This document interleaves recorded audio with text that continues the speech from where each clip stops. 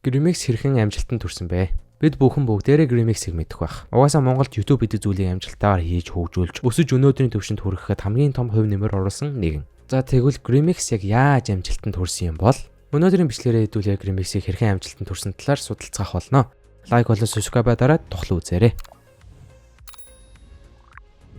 Grimix нь 2014 оны 12 сарын 14-нд YouTube чаналаа нээж байсан.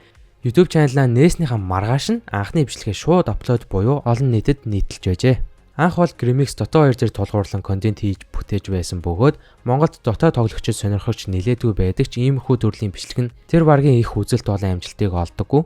Үнэхээр сонирхолтой бусдаас содон зүйл хийхгүй бол Dota, CS:GO, Valorant, LoL гэх мэтчлэн тоглоомнууд дээр Монголд 100 мянган үзэлт цуглуулах бол үнэхээр хэцүү. Товчхон базаад Grimix YouTube чаналын их үеийг дүгнвэл PewDiePie, Markiplier гэх мэтчлэн гадаадын том ютуберүүд шиг Let's Play контент хийж эхэлж байжээ.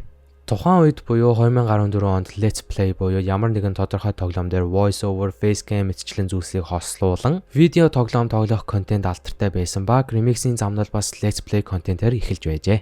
2 жилийн турш гейминг контентэд тууштай хийсний дараагаар 2016 оны 9 сарын 13-нд анхны үзэгчдтэйгээ холбоо тогтоосон сонирхолтой контентийг оруулсан.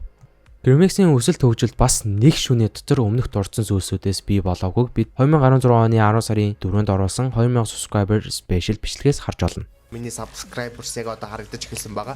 Ер нь бол 2 жил хөдөлмөрлөж gameplay, let's play, question and answer бичлэг хийж хөдөлмөрлөөд одоо байгаа 1 сая сабаас ердөө 2000-ыг нь л олж байж. Та бүхэн маань дахиад бодоод үзээрэй. Бүхэл бүтэн 2 жилийн хугацаанд 2000 subscriber. Зарим хүмүүс 1 сарын дотор жилийн дотор 1000 эсвэл 2000 subscriber хүрчээд муу байна, бага байна гэж их басдаг. Тэгвэл Grimix-ийн жишээнээс маш том сургамжийг олж авч болох юм байна. Цааш бид бүхэн явсаар 2016 оны 11 сарын 1-нд 3000 subscriber хүрэхийг олж харнаа. 3000 хүрсэн. За ямар ч гэсэн дараа жил ихэд 30000 хүрсэн байгаасаа гэж найдаж байна.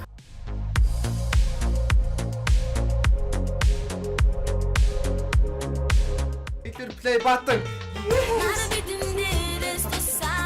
Анх 2 жилийн хугацаанд Grimix 2000-аас хүрж байсан бол дараагийн 2 жилийн хугацаанд тэр 100,000 subscriber хүрч чаджээ. Өмнөх амжилтаа хэд дахин нугалсан том амжилт. Consistency буюу тууштай байдал. YouTuber байхгүй байхдаа, стример байхгүй байхдаа гэж зөндөө хүмүүс хэлдэг боддог. Мэдээж дуртай хийхийг хүсэж байгаа зүйл чинь мөн бол үнэхээр гоё. Гэтэ гоё сайхны хажуугаар энэ амжилтанд хүрэхэд чамд маш их аз бас тууштай байдал хэрэгтэй. Аз дохиогоо санаанд үний бичлэг чинь 100,000 үзэлт авлаа гэж бодъё. Энэ аз эвэлэжийг ашиглаад залгуулаад бичлэг хийгээд байвал тогтмол үзэгчид өөрийн гэсэн фан бейс дагагчид багаар бүтээн. Харин энэ амжилтын дараа хийхэ болоод хаяад эсвэл 3-4 сар алга болсноо дахиж бичлэг тавихтаа дахиад л 100,000 үзэлт авна гэж гордоод хэрэггүй. Миний хэлэх гээд байгаа санаа нь болохоор аз дохиож 100,000 авсан байлаа гэж бодоход тэрэн дээрээ ажиллаад тэрийг өргөжүүлээд өөрийн гэсэн үзэгчдийг бүтээх хэрэгтэй. Тууштай байх хэрэгтэй гэдээрээ би өдөр болгон бичлэг хий гэж бол шаардаад байгаа юм биш.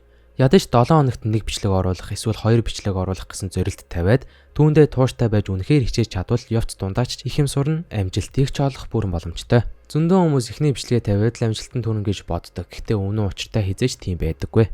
Би тэндээс Grimix-ийг ямар тууштай бөгөөд хөдөлмөрч хүн болохыг харж олноо.